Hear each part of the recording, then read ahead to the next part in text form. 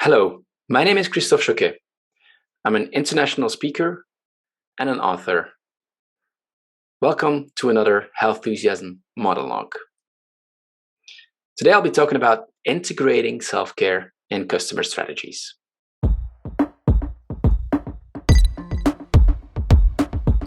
Welcome to the Healthusiasm monologue by Christophe Choquet, a spoken column about making customers healthy and happy.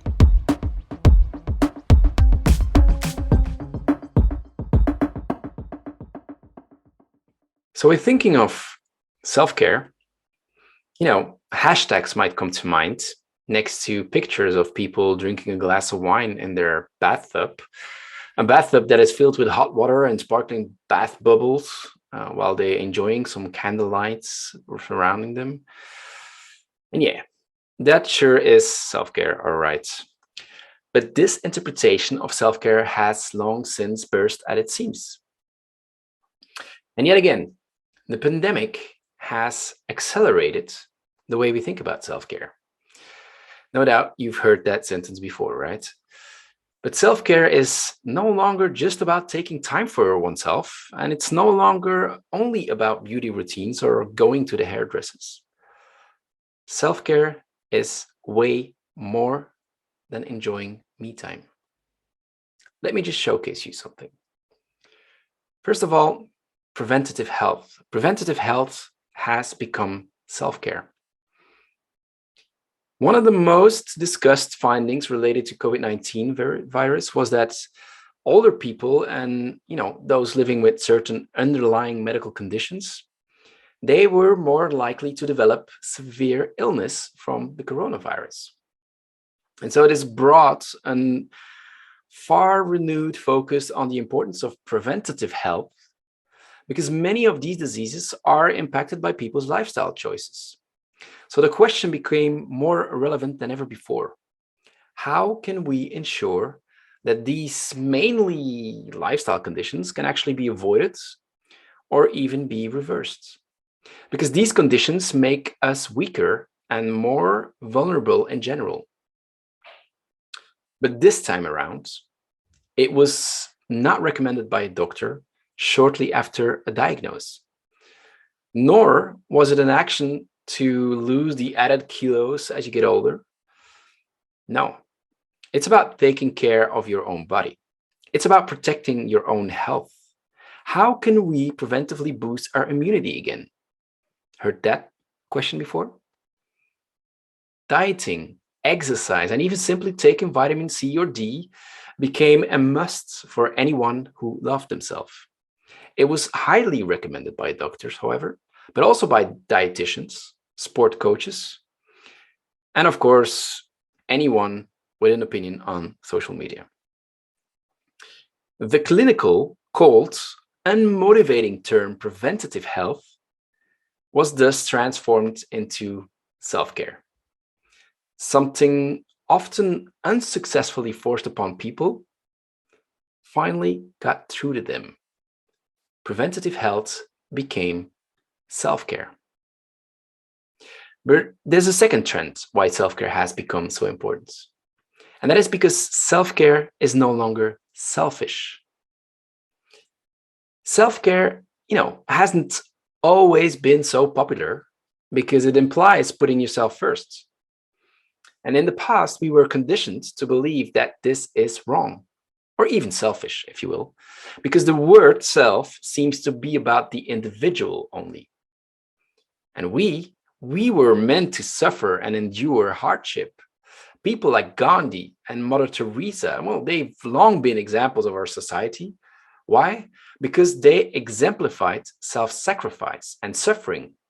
While on the other hand, self-care was considered indulgent for a very, very long time.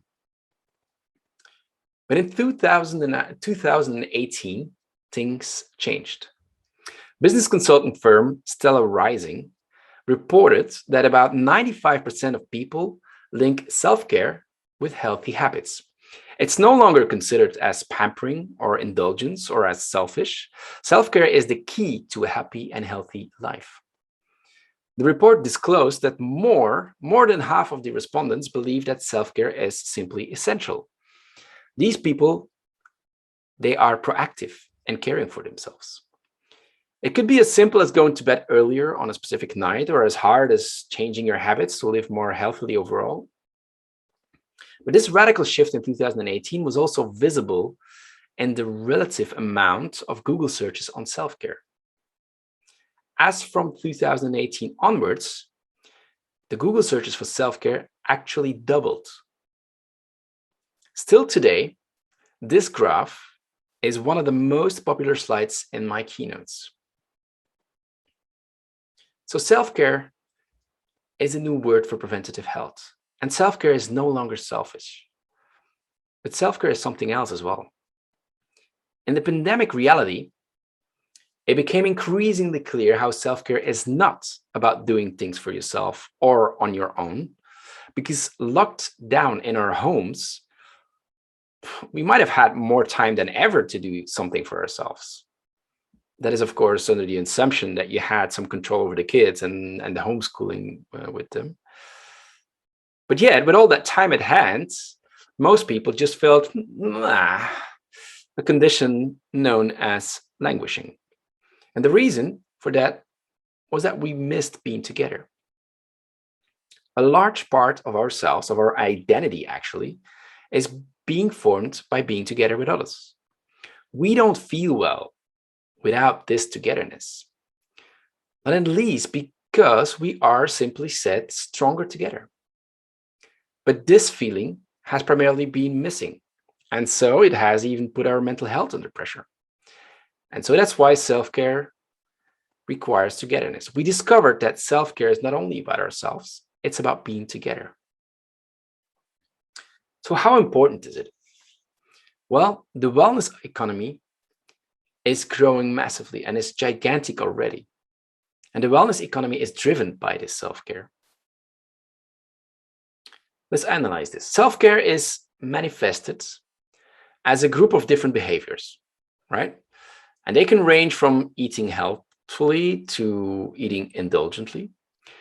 They can range from spending time alone or even seeing friends to working out or taking a rest day. It all depends on your personal needs. And so today, all these activities are labeled as wellness because you take care of yourself when you engage in wellness activities. The wellness economy is the overarching term for businesses that offer products, services, or experiences to support people in taking care of themselves. And it's a very diversified industry with applications that cover, fitness, tourism, real estate, healthy eating, personal care, but of course as well healthcare. Now, how big is this global wellness economy? Well, in 2018, again, the Global Wellness Institute, they calculated that the wellness economy was already valued at $4.5 trillion.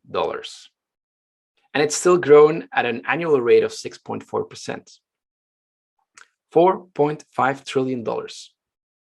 That makes the wellness economy twice as large as the entire pharmaceutical industry.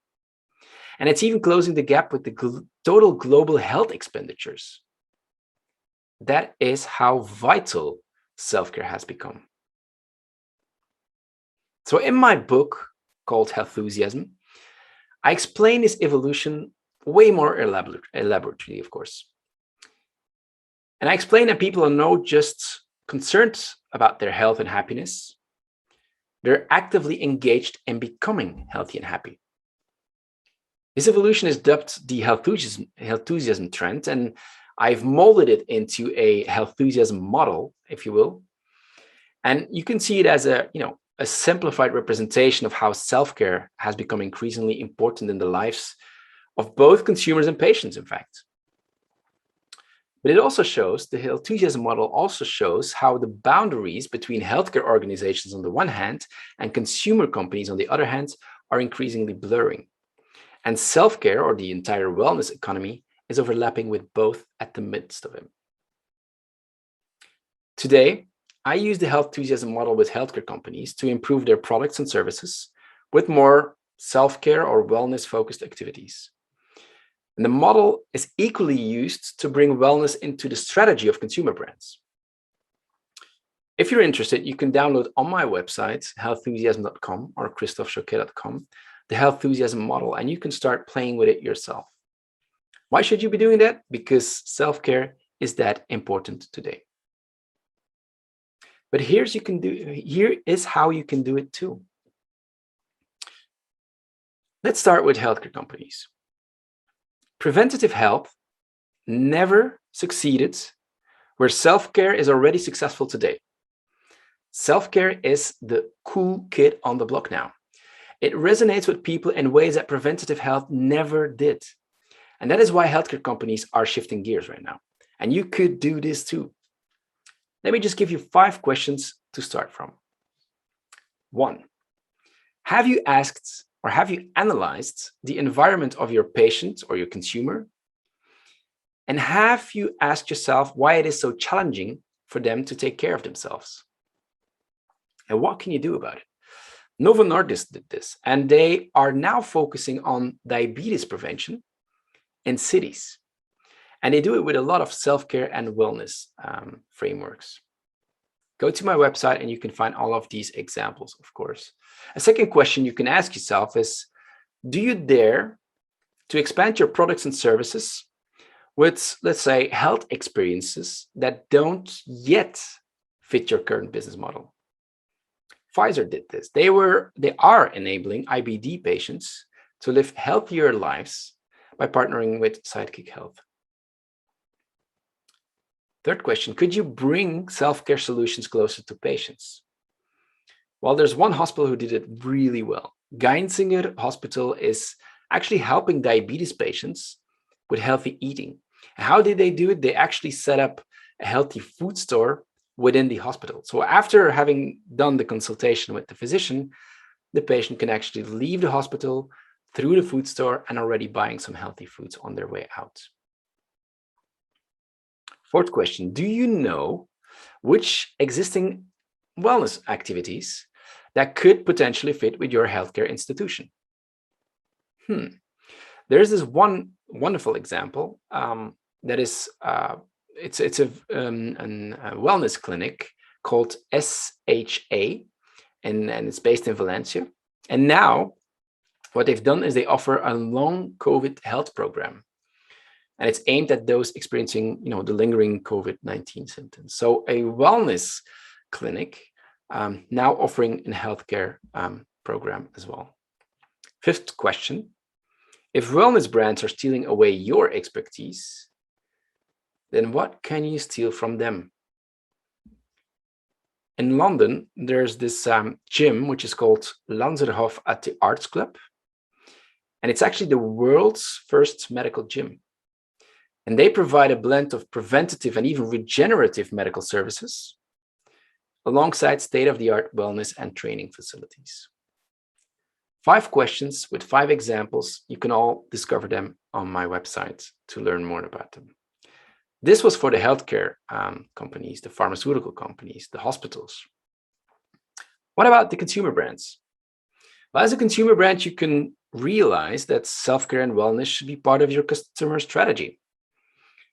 Last year, in fact, research by Ogilvy reported that about 73% of people believe that a wellness strategy should be part of the core mission of any company. 73% believe that the wellness strategy should be part of the core mission of any company. 73. Fast Company reinforced this, and they said that every brand now needs to behave like a health and wellness brand. And Future Laboratory, well, they believe that every business could be a wellness business one too. You could be this too. Here's a couple of questions to start from. 1, maybe you must stop doubting whether it fits your business. Because today, a growing number of religious institutions, for example, they are already incorporating a wide range of health and fitness modalities. If religious institutions are doing it, what are you waiting for? Second question you could ask yourself, should everything have a direct return on investment? Or is the value of the investments as necessary and maybe the first thing to focus on? There's a mall in Thailand who actually has about 35% of its space It's purely focused on the well-being of the local community. Instead of renting it out to spaces where things are being sold, they are primarily focused on well-being for 35% of the space floor. Third question, if people are listening to you, what else can you teach them? A lot of kids watch Sesame Street. Well, Sesame Street, they partnered up with Headspace and they created something which is called Monster Meditations. There are, in fact, 6 animated short video clips that help children to learn the fundamentals of mindfulness, meditation, and even social and emotional learning. So Sesame Street is teaching our kids how to meditate. Fourth question, even if your product or service isn't exactly healthy, how can you then still have a positive health impact? Kit Kat did it. It's an indulgence brand. It has lots of sugar, but in partnership with the Australian suicide prevention charity, it encourages people to not just have a great break, but to use this time to have a meaningful break and have meaningful conversation that could make a difference to people. Talk to people instead of just glancing at your screen. Fifth and last question, when you are part of the cause, can't you also be part of the solution as well? We spend a lot of time on Microsoft Teams. We spend a lot of time in virtual meetings. Well, Microsoft Teams is now providing a dashboard that actually recommends actions based on the emotional exhaustion that they see on people's faces. They are, in a way, the cause of why people are so exhausted by always looking to the screen. They are now providing that solution. Netflix is known for binge watching, and they actually have a tool out there now that blocks you from binge watching. And actually, the first thing that you need to do is you need to go out and work out before you can continue watching the series you were watching. 5 questions to help consumer brands integrate self-care into their strategies. So in conclusion, the perception of self-care has changed. It's no longer seen as selfish anymore. In fact, on the contrary, more than ever, self-care is about being together. But self-care today finally makes even preventative health something worth pursuing. Self-care is the new cool kid on the block. And so as a result, the importance of self-care has grown. No wonder that the related industry is already twice the size of the pharmaceutical industry today. And the possibilities of incorporating self-care and wellness into your customer strategy are simply endless, regardless of whether you are running a healthcare organization, a pharmaceutical business, or a consumer brand. It's just a matter of asking yourself the right questions. But of course, using the Healthusiasm model might help as well. Because that is exactly what Healthusiasm is all about. Making your customers healthy and happy. I hope you enjoyed this Healthusiasm monologue. See you next time.